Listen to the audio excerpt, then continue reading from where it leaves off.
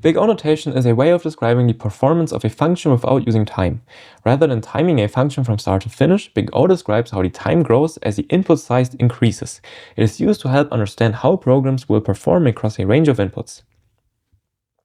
In this post, I'm going to cover 4 frequently used categories of Big O notation: constant, logarithmic, linear, and quadratic. And don't worry if these words mean nothing to you right now. Well, Sam, you got me. These words mean nothing to me right now. I'm going to talk about them in detail as well as visualize them throughout this post. And if this is your first Sam Who post, he is a good one. He knows how to visualize complex stuff in an easy way. He's like the brilliant of computer science, if this says you something. Okay, so before you scroll, this post has been sponsored by the wonderful folks at edibit and their API for working with videos, images, and audio. If you need to store, encode, or get intelligence from the media files in your app, check them out. My video has not been sponsored by anyone, but this could be your ad placement right here. I could right now talk about your ad, your product, so reach out if you want this type of ads flow. Onwards. Iterating. Consider this JavaScript function that calculates the sum of O of 1 to n. Excuse me. So you got this function sum, it takes the parameter of n, it sets total to 0, and it instantiates a for loop where I is 1, and as long as I is smaller or equal to n, we increment I, and then we sum up total and return total. Okay. Makes sense. So I'm going to pass in 1 billion, written using the shorthand 1E9, so it takes a noticeable amount of time to run. Press the play button below to measure how long it takes to calculate the sum of 1 to 1 billion. Okay, let's get started. Is that point? Oh, it was not the same time, have you seen? It takes different amounts of time, but I guess it's, I don't know, based on the weather or something. It should be always the same amount of time, I guess. Now, it's 600 milliseconds, I guess. On my laptop, this takes just under 1 second. Same for me. The time you get may be different, and it may vary by a few tens of milliseconds each time you run it. This is expected. Okay. I guess it's the weather. Okay, we got a new personal best. 598. 599. Let's see if we can get a better one. Comment your best. Your fastest time, 597. 597 is my fastest time. Comment your fastest time. Time encodes this way by taking the start time and the end time and finding the difference is called wall clock time. How long do you think 2 billion will take? Well, I'd say double the length, so 1.2. Makes sense. It takes about twice as long. The code loops n times and does a single addition each time. If we pass in 3 billion, we would expect 1.8. Correct. We would expect the execution time to increase by a factor of 3. So I guess the relationship between a function's input and how long it takes to execute is called its time complexity, and Big O notation is how we communicate what the time complexity of a function is. This makes a lot of sense, actually. Play around with the buttons below. Each bar adds an extra 1 billion to the n that we pass in the sum, so the yes, this makes sense. So here we got 0.6. Here we got 1.2, here we got 1.8, here we got 2.4, and here we get 3, I guess. Yes, ish. On some browsers, you might experience bars taking a lot longer than they should. I wasn't able to figure out why before. If a bar seems way off, would you expect try rerunning it? Yes, I'm on Safari right now, and it works just expected with some rounding issues. I guess it should be 0.1 less on these 3 right here, but the point is understood, I guess. Because sum's wall clock time grows at the same rate as n, e.g. sum 20, would take twice as long as sum 10. We say that sum is a linear function. It has a big O of n or O of n. It has a big, okay. Why do we use its syntax O of n? What is O? Why those brackets? Well, literally me. Oh my gosh, that's a cute micro interaction. That's a cute micro interaction. Sam cooked. Sam literally cooked. The O stands for order, which is short for order of growth. So you got an order of growth of n. Said out loud, it would be the order of growth of the sum function is n. O of n is a compact way to write that. The notation was created by the German, I'm also German, mathematician Paul Bachmann in 1894. Shout out Paul Bachmann. Thank you for inventing O of n notation. Also, the O letter might look like a 0 number in some typefaces. It is always the letter O. Okay, makes sense. For order, O for order. A different way to sum numbers from 1 to n is to use the formula n times, then in brackets n plus 1 divided by 2. Here's the result of the formula with the numbers from 1 to 5. In each case, the result should be the same as doing So for n5, we get 1, 3, 6, 10, 15 here. So sum would look if it used that formula instead of the loop we had before. How do you think the wall clock time of this function changes as n increases? The next two examples differ by a factor of 100. Let's have a look. So right here we pass in, for example, when we pass 2, we get 3. When we pass 4, we get 10. So it's a 3x multiple, I guess. I don't know. Let's have a look. 0.9. I guess it's wrong. I say 0.027. Okay. I'm wrong. I don't know. It's the same. Oh, how much time? Oh my god. I thought the score. Yes, the score will be different. Oh my god. The time is the same because the operation is the same. No, maybe it's a little bit slow because it's a longer number. Fair. But it should be the same. Yeah, this makes no sense. It makes absolutely sense. It's the same calculation. It's the same operation of a calculation. So it always takes the same amount of time. Let me quickly add this little bit of lighting here. Okay. This example isn't broken. Both of these functions take almost no time at all. Okay, the variance in timing is caused by the browser and the unpredictable of computers, not the sum function. Running each example a few times, you should see that the wall clock time hovers around the same value for both. True. We call functions like this whose wall clock time is about the same no matter what input you give. Okay, yes, it's constant. It's all of one because it's always the same calculation for every number, for every n you pass into the sum function. Makes sense. Wow. Yes, I love the micro interaction. Well, so we improved our sum function from O of n to O of 1. It always runs instantly now. It's running in a constant order, I guess. We did. Though it is crucial to remember that O of 1 doesn't always mean instant. It means that the time taken doesn't increase with the size of the input. In the case of our new sum function, it's more or less instant, but it's possible for an O of 1 algorithm to take several minutes or even hours depending on what it does. Sure, but it's always the same no matter the input. That's, I guess, the point. It's a constant time. If it takes hours, then it always takes hours.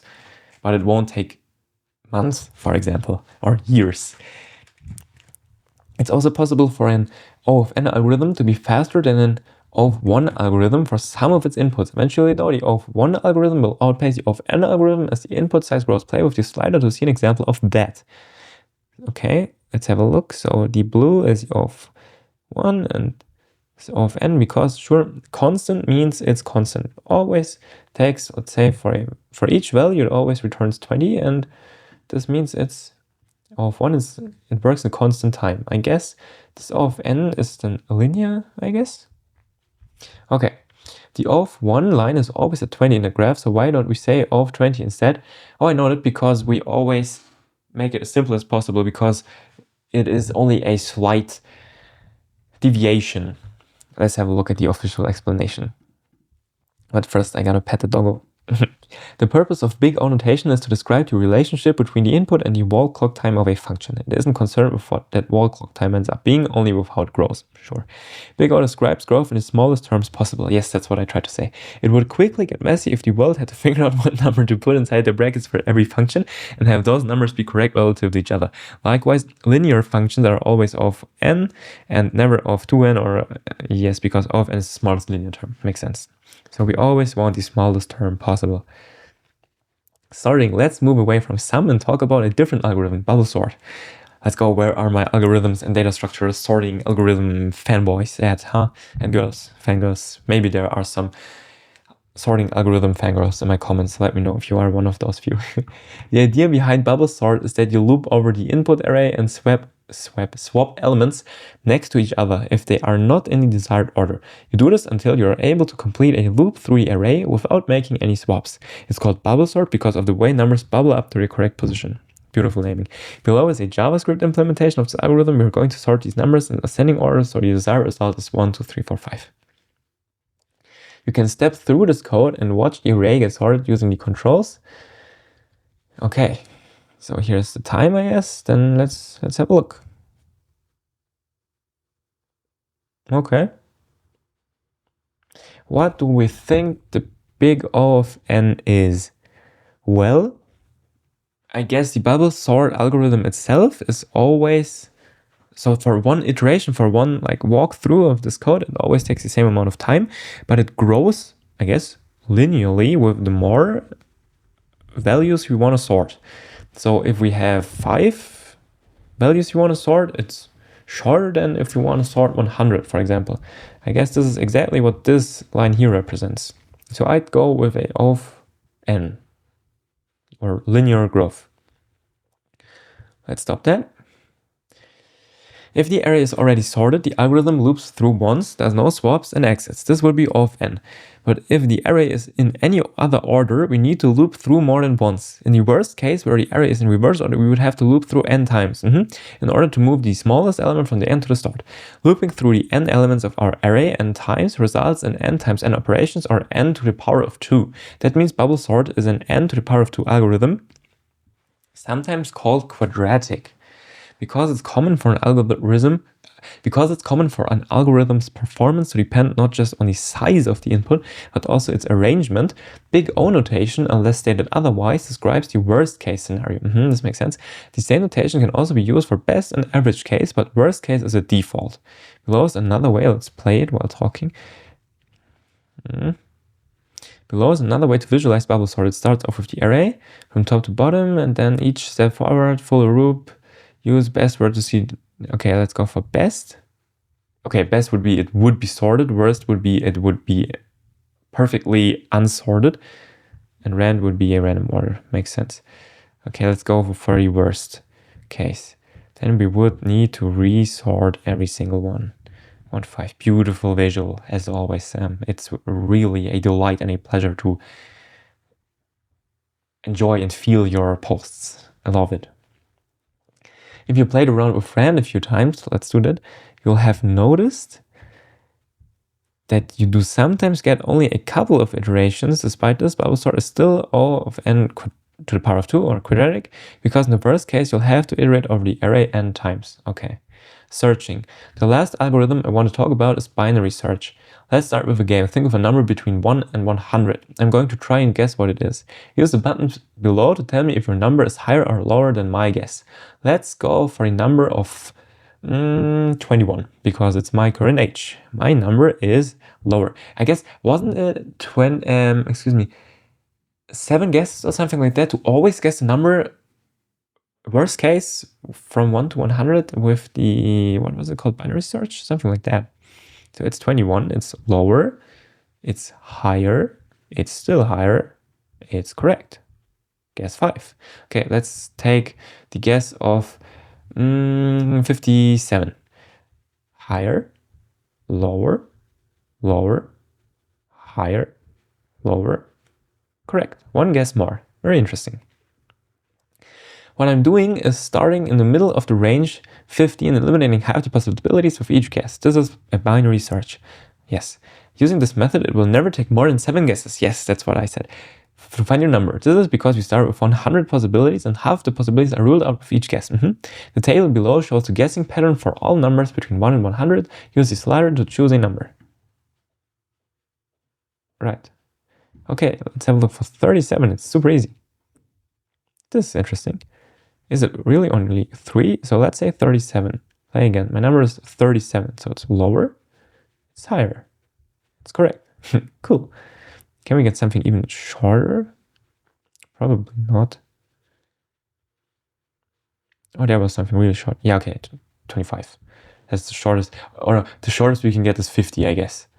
But the second shortest will be 25 or 75. Yes, makes sense. Makes a lot of sense. Okay. When it's possible to eliminate a fraction of possibilities with every step of an algorithm, we call it logarithmic. That means that binary search is an O of log n algorithm. Below is a graph of the number of guesses I would need in order to figure out any number between 1 and 100. Okay, yes, it maxes out at max guesses of 10. For 1000 and for 100, it's 7. Perfect. Every time the target number doubles, I need 1 extra guess to find it. If you were to pick a number between 1 and 1 billion, I would need 31 guesses, which is not a lot, at most, to find it. Logarithmic growth is really slow. Below is a graph comparing it to O of n and O of n to the power of 2, which both grow much faster. Yeah, log n is insane. It maxes out real fast, and O of n to the power of 2, well, it explodes insanely fast. But Sam, here's a quick criticism. look, you have this beautiful indicator right here, and if you look at these two, they get shown, but the indicator of the O to n to the power of 2 does not get shown, only when it's still in the frame. Yes, that would be perfect, but it's just such a minor detail. Your blog is insane otherwise, so take it as a very high-level critique of your work. So even you are not flawless, even your blog posts are insane. Okay, insanely good, I mean. Putting this knowledge to work. Okay, in the previous sections of this post, I've described the difference between O of 1, O of log n, O of n, and O of n to the power of 2 algorithms. Let's have a look at some situations you might encounter while writing code and what you can do to improve your time complexity. Okay, let's find an item in a list, and it's JavaScript again. Here's a function that checks if your list contains a specific item. The function contains, we get all of the items, which is probably a type of array, and the target item, for example, a number in an array of numbers. And so for the item in items, if the item equals the target item, we return true, otherwise we return false. And we loop through each item of the items array to always compare that item to our target item. If this is true, it's strict equality, then we return true. So if you're looking up items in the same list of lots of times, you might want to consider using a data structure that allows for faster lookups, such as set. Modern browsers implement set in a way that gives off one-time complexity for lookups. This is optimal, I guess. However, don't do this. Okay. Building the new set items is an O of n operation. This is because the set constructor loops over all items in the array to add them to the set. You need to weigh the cost of this upfront work against the potential saving from faster lookups. Const items, new set, items that has banana true and O of 1. Okay, I will hopefully remind that, Sam. Loop an array with indexes. The code below contains a common mistake I've seen dozens of times in production code. Have a read and see if you can answer. What is the big O of this function? How could we improve it? Okay, let me cook. I don't look at everything down here. I haven't looked at it. My eyes are right here. Let's put it out of frame. The code below contains a common mistake I've seen dozens of times in production code. Have you read and see if you can answer. What is the big O of this function? Okay, we have build list items. We output and we declare an empty array as output for item and item. So we loop through every item in this items array, I guess. For const index equals items dot index of item. We get the current index, and then we output push item. We output every item together with its index. Okay, return output dot join, and then we join all of the values together with a new line character to loop them under each other, basically. The problem, no, I can tell you what is the big O of this function. Let me guess. So basically what we assume is that items gets longer and longer and longer. And then we always need to loop over items for const item of item. Well, it should const index item. Okay, so when we grab the index, I guess this is a very heavy operation that might take a long amount of time or a lot of computation. So let's have a look at this graph.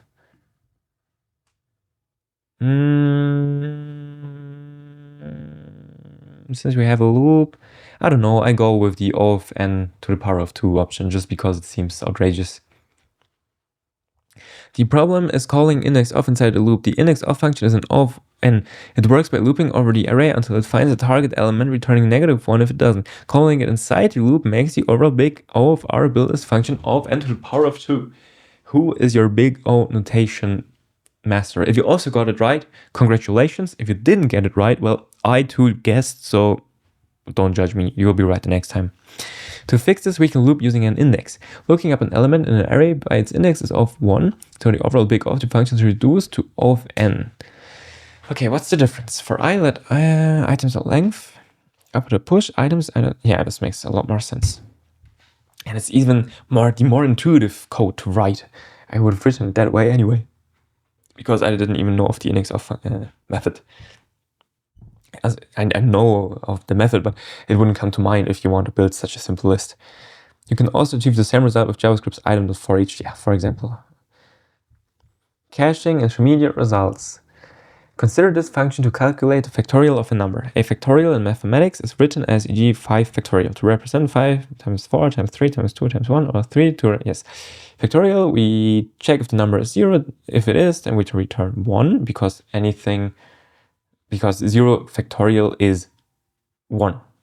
That's just some fancy math stuff, I don't know. And otherwise, we return always a recursive function. We call the function itself. Okay. This function has a time complexity of O of n, but most calls to this function are going to redo work we've done before. Calling factor and then factorial 5 will mean factorial 5 is called. Oh, this is true. So you could store it, I guess. We can cache the result of each calculation to avoid this redundant work.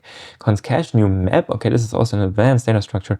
Function factorial n if cache that has n. So if n is already in the cache, meaning in the map, then we return that number because we got it already. If it's 0, then we return 1. It's over, I guess. And else we add the new number as a result to our map, to our cache in this case.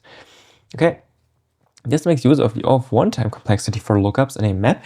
It doesn't change the worst case time complexity of the factorial function, but it does make the average case faster at the cost of increased memory usage. Now, when it comes to performance, remember that you can't ever take what you read online at face value. Always test your code before and after changes to make sure you're actually improving it.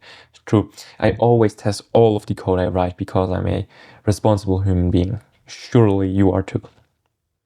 Conclusion. Let's recap what we've learned. Sure, Big O notation describes the relationship between a function's input and its wall clock time. From slowest growth to fastest growth, we saw examples of O of 1, constant time, best, yes, log of n, logarithmic time, linear time, and then the worst, we got to know quadratic time. Or I guess there's also n factorial. It's even worse, I guess, but I'm not sure. We can improve the time complexity of the code we write by making better algorithmic choices and avoiding common pitfalls. These posts take me a long time to write, and it wouldn't be possible without the support of my family, friends, sponsors, and reviewers. I'm so grateful to all of you. You know who you are for making it possible for me to make these. Yeah, Sam is cooking. If you enjoyed this post, I've written a bunch more similar. You can find my homepage. I also love hearing from folks that have questions or feedback. You can reach me via email, Bluesky, or anonymously via my silly little ping service. I leave you with one last graph comparing all of the time complexities we've covered in this post. Yes, beautiful. But once again, Sam, the little critique, we can see the icons here, but we can't see it for the quadratic O of n to the power of 2. But otherwise, perfect post. So definitely check out Samhu's blog. Here's the URL, samhu.dev/big-flag-o. And if you've liked my video, then leave a like, subscribe, comment. What's your favorite Big O, comment what your favorite time complexity, I guess, and I'll see you in the next one. Bye bye.